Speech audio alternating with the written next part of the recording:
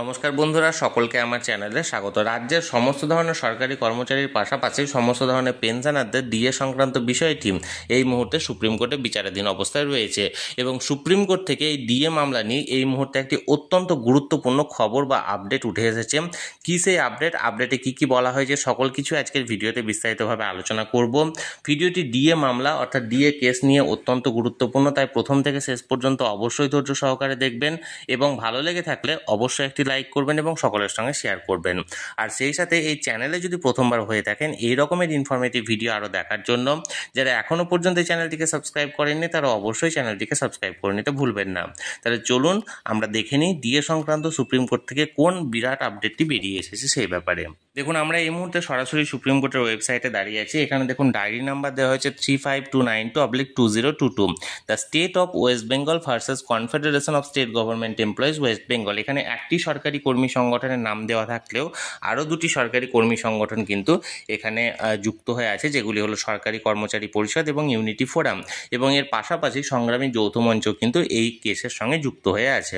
এবার দেখুন ডায়েরি নাম্বারটা 5/1 3 নভেম্বর 2022 12টার সময়, অর্থাৎ দুপুর 12টার সময় এখানে ডায়েরি নাম্বারটা এখানে এন্ট্রি হয়েছিল সুপ্রিম কোর্টে, যেটা ছিল 23 নভেম্বর 2022, প্রায় 2.5 বছর অতিক্রান্ত। এবার দেখুন কেস নাম্বার কি, এসএলপি স্পেশাল লিভ পিটিশন এখানে দেওয়া হয়েছে।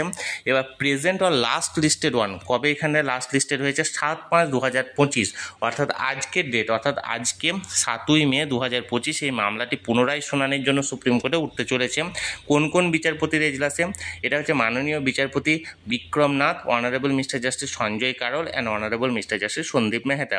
এই তিনজন বিচারপতির এজলাসে এই মামলাটি আজকে অর্থাৎ 7ই মে 2025 উঠতে চলেছে, যার বেঞ্চ নাম্বার হলো 5 এবং সিরিয়াল নাম্বার হলো 2, অর্থাৎ একেবারেই প্রথম দিকে এই মামলাটি উঠতে চলেছে।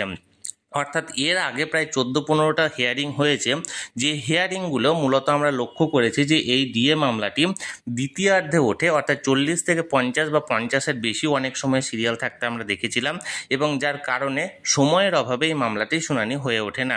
এই রকমই মতামত এখানে প্রকাশ করেন বিচারপতিদ্বয়। কিন্তু এবার প্রথমবার আমরা লক্ষ্য করলাম যে এই মামলাটি এখানে পেন্ডিং, যেটা মোশন হিয়ারিংয়ে যেটা আছে, এটাতে ফর অ্যাডমিশন, এখানে দেখুন লিস্ট করা হয়েছে ফর অ্যাডমিশন স্টেজের জন্য এখানে এন্ট্রি করা হয়েছে, এবং ক্লজ নাম্বার হচ্ছে 2, অর্থাৎ একেবারেই প্রথম দিকে আছে, অর্থাৎ একদম প্রথমেই মামলাটি কিন্তু সুপ্রিম কোর্টে শুনানির জন্য আজকে উঠতে চলেছে। এখন দেখার বিষয় এই মামলাটি আজকে শুনানিটি সম্পূর্ণ হচ্ছে কি হচ্ছে না। আমি সবসময় চোখ রেখেছি যে কোনো আপডেট পাওয়া মাত্রই আপনাদেরকে তৎক্ষণাৎ সেটা ভিডিওর মাধ্যমে জানিয়ে দেওয়া হবে। তাই যারা এখনও পর্যন্ত এই চ্যানেলটির সঙ্গে যুক্ত নেই অবশ্যই চ্যানেলটিকে সাবস্ক্রাইব করে চ্যানেলটির সঙ্গে যুক্ত হয়ে যান। আর এই ভিডিওটি ভালো লেগে থাকলে অবশ্যই একটি লাইক করুন এবং সকলের সঙ্গে শেয়ার করুন। আর সেই সাথে এই চ্যানেলে যদি প্রথমবার হয়ে থাকেন অবশ্যই চ্যানেলটিকে সাবস্ক্রাইব করে রাখুন। ধন্যবাদ, দেখা হচ্ছে পরের ভিডিওতে।